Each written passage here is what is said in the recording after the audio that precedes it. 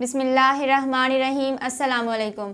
आप देख रहे हैं एमआर न्यूज़। ताज़ा तरीन खबरों के साथ मैं हूं कंजा असलम। लाहौर के इलाके वाल्टन में कंटोनमेंट बोर्ड के बल्दियाती इंतखाबात में मुखालिफ ग्रुप की फायरिंग से 6 अफराद जख्मी हो गए। पुलिस के मुताबिक फायरिंग के वाक़े में जख्मी होने वाले अफराद में मुस्लिम लीग नून के उम्मीदवार नईम भट्ट के 3 बेटे भी शामिल हैं।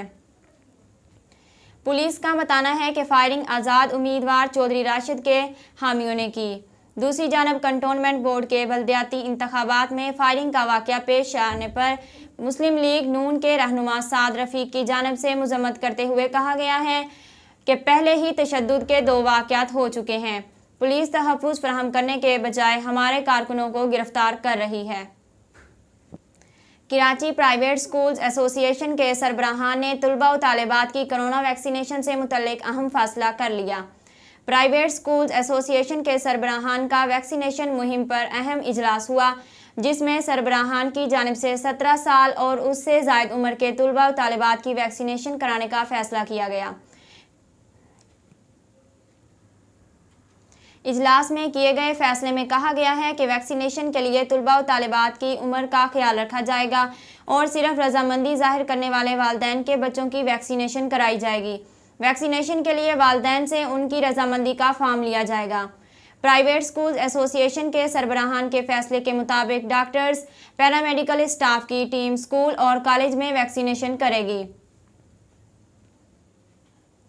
ख्याल रहे कि गुज़श्ता रोज़ महकमा सिंध ने आज से सूबे भर के स्कूल में वैक्सीनेशन मुहिम शुरू करने का ऐलान कर दिया।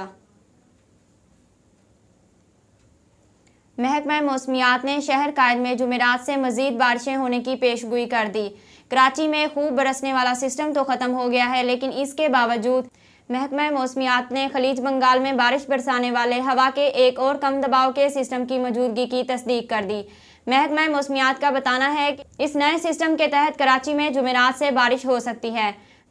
डायरेक्टर महकमा मौसमियात सरदार सरफराज के मुताबिक खलीज बंगाल में बारिश बरसाने वाला हवा का कम दबाव तश्कील पा गया। हवा के कम दबाव का रुख मगरिब की जानिब है।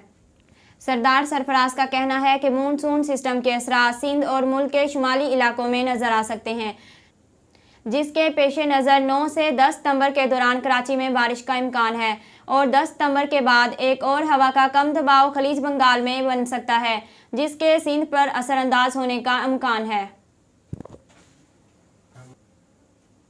अफगान तालिबान का कहना है कि चाइना पाकिस्तान इकनॉमिक कॉरिडोर में शमूलियत के ख्वाह हैं और पाकिस्तान की तशवीश को दूर किया जाएगा। अब तक के लिए इतना ही। मज़ीद खबरों और तफसीलात के लिए देखते रहिए एमआर न्यूज़।